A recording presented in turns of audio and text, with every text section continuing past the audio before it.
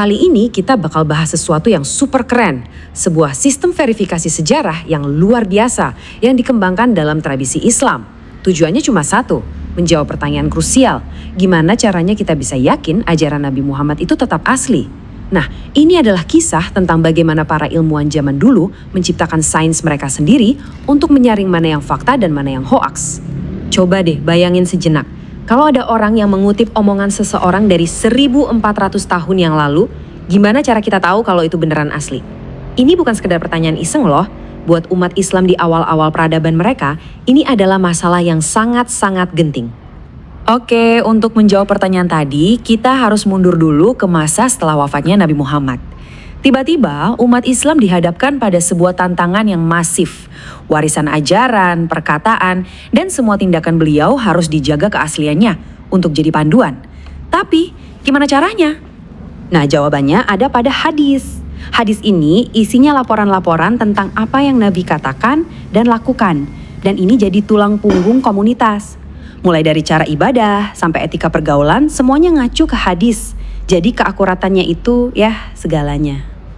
Tapi seiring berjalannya waktu muncul masalah besar. Laporan-laporan ini kan diturunkan dari satu orang ke orang lain, dari mulut ke mulut.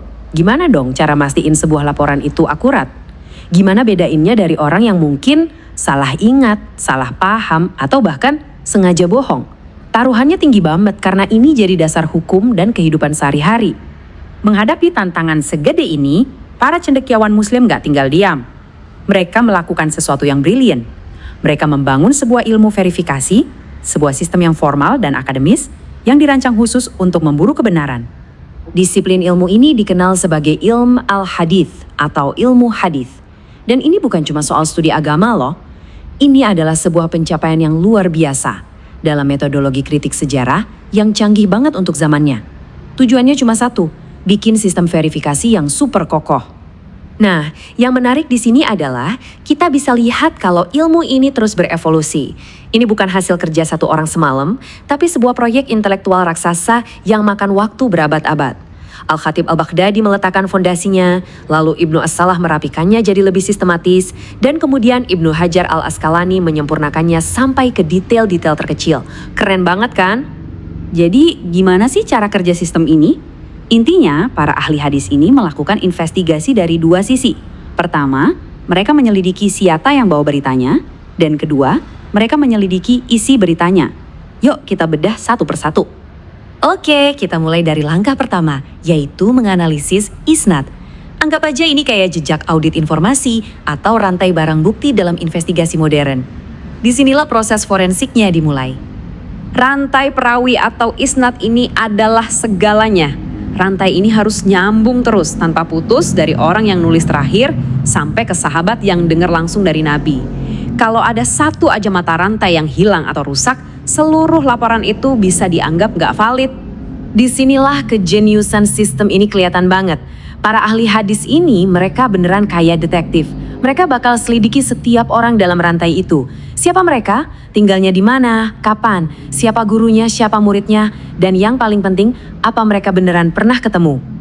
Dan analisisnya itu dalam banget loh. Para cendekiawan ini nggak cuma ngecek nama, tapi mereka menggali kredibilitas setiap orang pakai dua kriteria utama. Pertama adalah adil atau integritas moral, apakah orang ini dikenal jujur dan baik? Kedua, dabat atau presisi intelektual.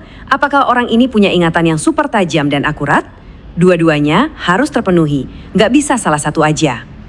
Eits, tunggu dulu. Bahkan kalau rantai perawinya sempurna, investigasi belum selesai. Itu baru setengah jalan.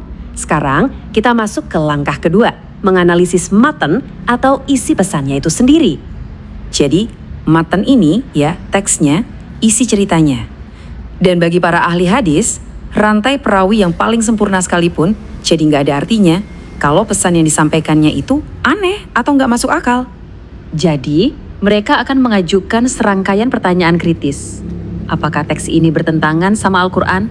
Apakah isinya nabrak hadis lain yang udah jelas-jelas sahih? Apakah pesannya logis dan masuk akal? Dan ini nih yang paling susah. Adakah illah? Semacam cacat yang sangat halus dan tersembunyi yang cuma bisa dideteksi oleh detektif hadis yang paling jago.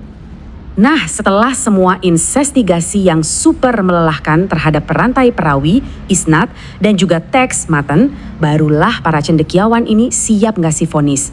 Tapi hasilnya bukan sekedar benar atau salah, jauh lebih detail dari itu. Mereka menciptakan sebuah spektrum otentisitas. Jadi setiap hadis itu dikasih peringkat atau nilai yang menunjukkan seberapa bisa diandalkan laporan itu, berdasarkan seberapa baik dia lolos dari semua ujian yang udah kita bahas tadi. Dan inilah hasilnya. Di puncak paling atas ada sahih atau otentik. Ini yang nilainya A+, lulus semua ujian dengan sempurna. Sedikit di bawahnya ada hasan atau baik yang masih kuat banget, tapi mungkin ada satu perawi yang ingatannya nggak 100% sempurna. Terus kita masuk ke kategori ditolak, kayak daif atau lemah yang punya cacat, sampai yang paling parah, maudhu atau laporan yang terbukti palsu dan sengaja dibuat-buat. Biar kebayang seketat apa standarnya, coba lihat ini. Untuk dapat peringkat sahih, syaratnya ada 5. Rantainya harus nyambung, semua perawinya harus punya integritas dan ingatan sempurna, dan teksnya harus bebas dari kejanggalan atau cacat sekecil apapun. Standarnya benar-benar setinggi itu. Terus kenapa ini penting banget? Ya karena sistem peringkat ini ngasih kejelasan. Ini bantu para ahli hukum dan juga kita semua untuk tahu seberapa kuat sih sebuah hadis, seberapa besar bobotnya saat kita mau ambil kesimpulan hukum atau pedoman moral dari situ. Dan ini membawa kita ke sebuah renungan terakhir. Di zaman kita sekarang yang penuh dengan hoax dan misinformasi, di mana berita bohong bisa nyebar secepat kilat tanpa verifikasi, kira-kira apa ya yang bisa kita pelajari dari metodologi kuno ini? Sebuah sistem yang didedikasikan sepenuhnya untuk melacak sumber, memeriksa kredibilitas, dan menganalisis konten secara kritis. Menarik untuk dipikirkan kan?